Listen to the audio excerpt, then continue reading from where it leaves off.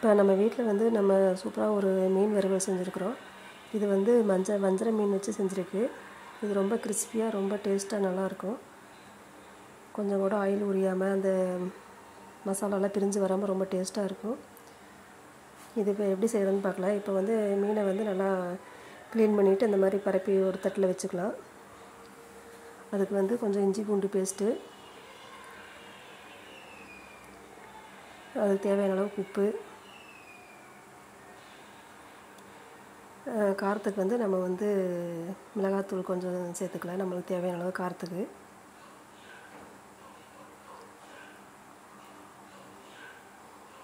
இப்போது இதில் வந்து நம்ம வந்து ஒரு டேபிள் ஸ்பூன் வந்து கார்ன்ஃப்ளவர் மாவு நம்ம இதில் சேர்த்துக்கலாம்.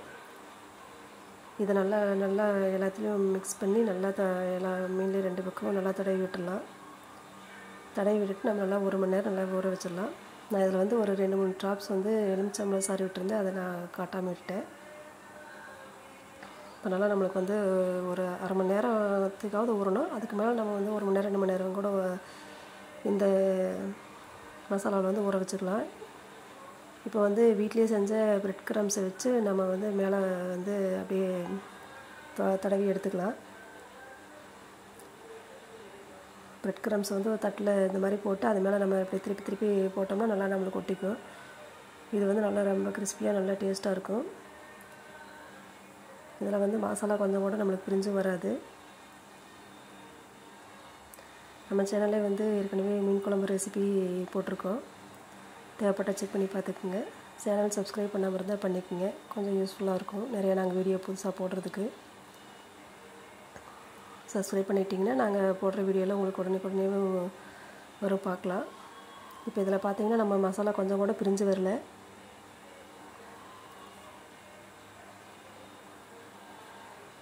நீங்கள் இந்த மாதிரி செய்கிறப்போ வந்து சிம்பிளாகவும் இருக்கும், அதே சமயம் நல்லா டேஸ்ட்டாகவும் இருக்கும். நம்மளுக்கு வந்து மசாலா கொஞ்சம் கூட பிரிஞ்சு வராமல் நல்லா கிறிஸ்பியாக நம்மளுக்கு வந்து எண்ணெயும் அதிகம் உறிஞ்சாமல் மீன் வந்து நல்லா ஃப்ரை ஆகி வந்திருக்கு.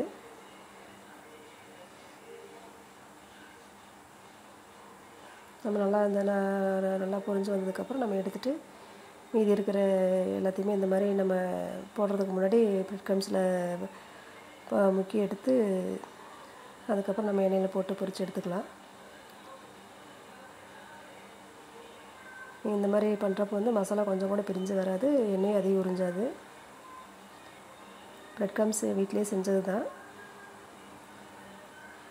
அது எப்படி செய்யணும் அதுவும் வீடியோ போடுறோம். இப்போ இந்த மாதிரி நம்ம எல்லாத்தையும் பொரித்து எடுத்துக்கலாம். சூப்பரான மீன் வறுவல் நம்ம வீட்டில் ரெடி ஆயிடுச்சு. நீங்களும் இந்த மெத்தடில் ட்ரை பண்ணி பாருங்கள்.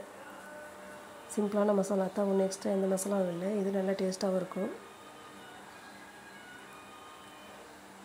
நம்ம சேனல் நீங்கள் சப்ஸ்கிரைப் பண்ணாமல் இருந்தால் பண்ணிக்கோங்க. ஏன்னா நாங்கள் மேலும் வீடியோ போடுறதுக்கு ரொம்ப யூஸ்ஃபுல்லாக இருக்கும்.